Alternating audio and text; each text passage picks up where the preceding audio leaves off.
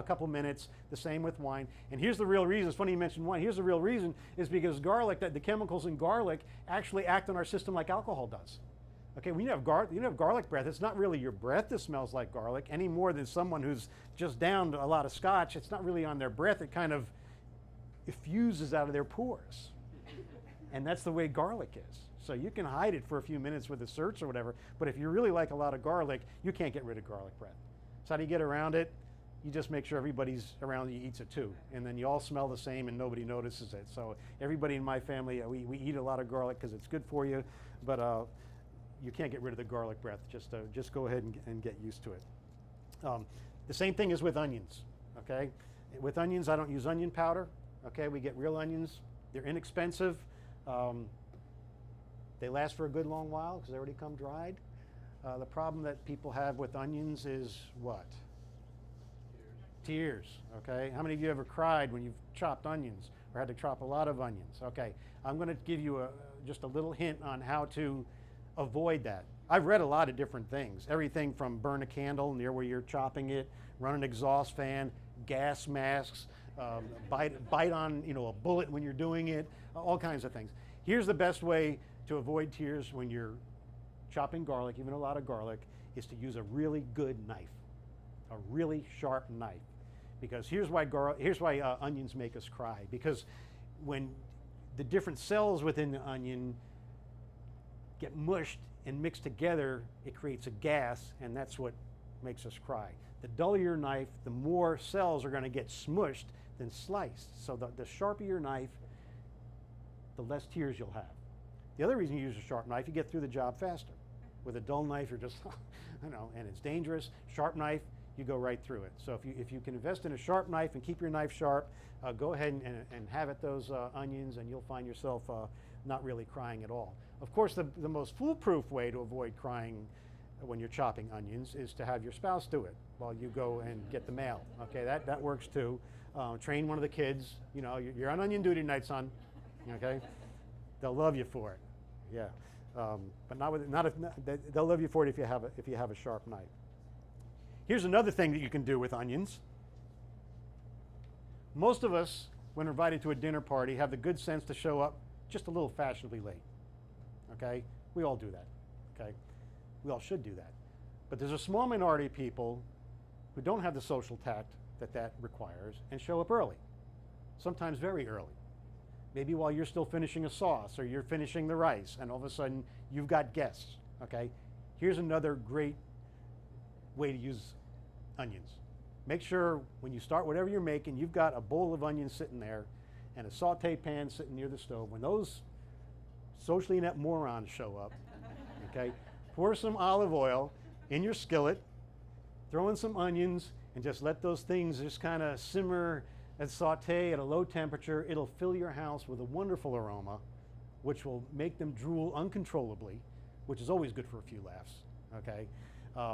And you'll kind of have your revenge that way because they can smell it, but they can't taste it. So that's another good reason to have some fresh cut onions on hand. And the other thing about that too, make sure that you take your cheap wine and put it in a carafe and put it out for the early birds. Save your good wine for those that know when to show up at the right time, and you'll be okay. So garlic and onions, real garlic, real onions, garlic breath, no tears. We're moving on here. What's the best investment that you can make for your kitchen? As I'm doing cooking demonstrations, people often ask me, if I was going to buy one thing for my kitchen, I'm upgrading, or I'm just getting started, what would you recommend? Microwave oven? Sharp knife. Okay, some people say a food processor. I've got one. I've got a nice KitchenAid. I've had it for about 5 years, and I've used it maybe 5 times. Usually when I'm cooking for, one of the parties we do, I'm cooking for 80 to 100 people, then that comes in handy for chopping stuff, because chopping that much stuff for people can really wear on your wrist. So I do a food processor, but really the best investment you can make is a really sharp chef's knife, okay? Expect to pay about $100 for one. But if you get a good one, you'll hand it down to your kids and to their grandkids, okay? Normally what you want to look for is a good German knife, like the Henkels or the Wustorfs. They're forged, they're really sharp, they hold an edge, they're easy to hone. So I would go ahead and look into that. Now that might seem like a lot of money, but if you're a really good knife, will do amazing things for you in the kitchen. It's a safe knife, because a dull knife is a dangerous knife. You'll find yourself, using the knife for just about everything. It's a wonderful tool if you want to get a sharp one, but you don't have to spend $100 for it. Remember I tell you I shop at these places like Home Goods and Marshall's? Well, I was in Marshall's one time and I saw that they had the Henkel's knives on sale, marked down from $99 to $33. So I bought all of them, okay? I kept one for myself and I gave the rest away for Christmas presents, and my friends again thought I spent a lot of money on them, The trouble with shopping at places like that is that you never know what you are going to get when you go in. It's whatever they have out is what they have. And unfortunately my son takes violin lessons next to Marshall's, so when I drop them off for half an hour, I'm in there and I'm just looking for stuff, and you can find some great deals. So you don't need to spend $100 on a good chef's knife, but even if you do, it's a very good investment. Again, you don't have to spend $100, and here's another hint I'd like to give you. I'm using a knife here. This is not forged, okay? It's a stamp knife. I saw this in use in a restaurant one time when we were out with a party, and one of the members of the party needed something done on his plate, and the chef came out from the back and he was carrying a knife like this, which to me looks like something you'd buy on late night television on an infomercial, doesn't it? Okay. And so I looked up at it, and I kind of joked with him. I said, what, they don't pay you enough here? You can get real knives? You got to use one of these Ronco babies? He said, no, let me tell you. He said, this is the best knife that we've used in the kitchen. All my cooks use it, my sous chefs, we all use it. And I said, but it's not forged. He said, I know, but it's light and it's sharp and it holds its edge, and this is what we use. I said, what is it? He said, it's a Forstner's Victorinox. Never heard of it. He said, it's one of the best you can get. I said, okay, I'll take your word for it. So I went home and I Googled it. Okay, I looked up Forstner's Victorinox, the Fibrox handle, and it came up. And it's actually made by Swiss Army Knife. Okay, this is the company that makes Swiss Army Knife, makes the Forstner. And then I started reading the reviews in Consumer Reports, Cooks Illustrated, and they rate it very highly, particularly if you're looking for a light knife. Here's the best deal about it, is that you can pick it up for $29.95. I mean, that's a late night infomercial price. And I don't know if you can find it, I wasn't able to find it in a store in St. Augustine, but I found it on Amazon. And since it was $29.95, I got free shipping. 3 days later, I had a chef's knife. Then I saw they had a 3-piece set for like $50, and I bought that too. And it's one I use when I'm on the road, because it really cuts well. It holds its edge, and I like to brag on it. Now, like I said, I don't work for any of these folks, but if I find a good deal, I'll let you in on it. So don't be tempted to go down to the dollar store and pick up something cheap just because it's cheap, because you'll be frustrated. Buy something really good, whether it's a good German chef's knife or even one of the Forstners. You really can't go wrong, but it's certainly one of your best kitchen investments. Yeah, it's not your food processor. It's certainly not your microwave. Okay, I've had a microwave for about 30 years now. Been through a couple of them. Remember when they came out? The manufacturers promised us it would revolutionize our culinary lives. It would do everything except mince garlic and wash the dishes. Okay, so we got one. Everybody in America got one. But I've had mine for 30 years, and there's only 4 things that my microwave does really good. It pops popcorn, okay, Orville Redenbacher. It defrosts frozen veggies or cooks them. It can reheat last night's dinner for lunch. It's really good at that, and is really good at taking up the precious 3 square feet of counter space that I could be using to actually work on, but I have to have a microwave, so it sits there. That's about the only 4 things that a microwave is good for. So don't feel like you have to rush out and buy one. In fact, I was staying with a friend of mine down in Southwest Florida. I noticed they didn't even have a microwave, and I just couldn't believe it. And so how do you cook your food? Is it on a stove, toaster oven, frying pan? How do you reheat your food?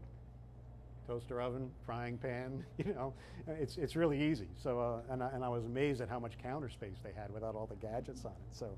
So yes, the knife is definitely the best investment that you can make. A couple other hints I'd like to throw at you before we start cooking. I don't have a lot of salt in my recipes, in my cookbook, so for those of you looking for a low salt diet, it's good. Most of the salt is added to taste at the end, and when I do add salt, I generally use kosher salt. Okay, I pour it in a little bowl like this, and I keep it right next to my stove, and that way when I need salt, it's easy for me just to take out a pinch and put it on there, and you'll find yourself having a little more salt flavor, actually using less salt, because the way the salt grains are cut here. I would recommend using that. I use it all the time. and fresh ground pepper. Okay, I really don't use any in the box. I have a pepper mill like this, and I buy them whole and crush it as I need it. That way all the oils get released right then, and then you really get a good pepper flavor. I noticed that in some restaurants and stores now, they sell these things for salt.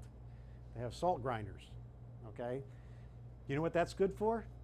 That's good for the manufacturer that makes those things, because that does absolutely nothing for salt. Salt is salt. It doesn't matter if you grind it, you pound it, whatever. It doesn't release any more salt flavor if you put it through one of these. So I think somebody got a really nice idea for a patent there, and you see them in even fine restaurants. Along with the pepper grinder, you'll find a salt grinder. Don't feel that you need to go out and buy one, because you can do just as good taking a little bit out of this and sprinkle it on your food. It does just as well. So I use kosher salt and fresh cracked pepper. If you're looking to cut down on your salt intake too, I use a lot of wine in my cooking. Not lots of wine, but in a lot of my recipes I use wine, because when you cook with wine, wine has a similar effect on your palate that salt does.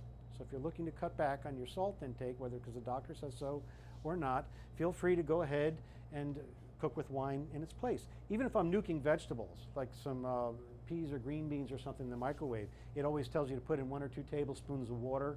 When you're nuking it, I'll just go ahead and put in 1 or 2 tablespoons of wine, and it really brings out the flavor, and I find myself using a lot less salt.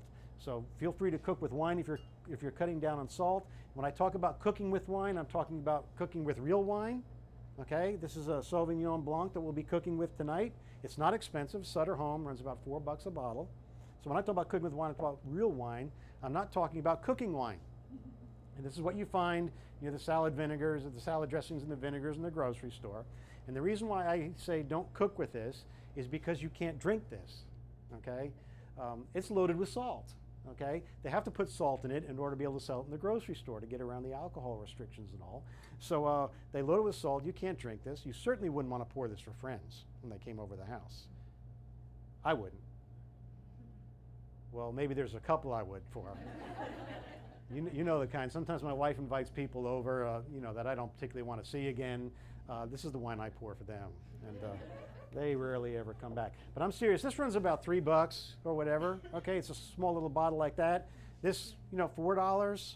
Okay. The nice thing is, you have a recipe that calls for a couple tablespoons. Then you can go ahead and serve your wine with the meal. It doesn't have to be expensive, but it has to be drinkable. I certainly wouldn't cook with a $26 bottle of wine unless that's really what you're going to serve and you only use a tablespoon out of it. But anything like this, Sutter Home or even some of the Gallo Sherry, whatever, is what you want to use. And even if you don't use it all, go ahead and take out your trusty little ice cube tray and pour your wine in it and freeze it. If you don't want to keep it, lying around the house for a long time, let it go bad, just freeze it. Then you have your little tablespoons of wine every time you want to go ahead and use it. So we'll be cooking with real wine tonight. If you don't want to cook with wine, then feel free to use fruit juice or chicken stock, something like that. If maybe someone in your household is dealing with the disease of alcoholism, or for religious reasons you don't want to use wine, just go ahead and use some fruit juice. Maybe put a little bit of cider vinegar in with it before you add it to kind of give it a little bit of bite, or a stock, a beef stock or chicken stock. And I would stay away from the bouillon cubes, because those are mainly salt too. I often use a soup base like this. This is better than bouillon. Comes in different brands. I use Tones. There's Miners. A lot of commercial kitchens, this is what they use because they don't have the time to create a lot of soup bases from scratch.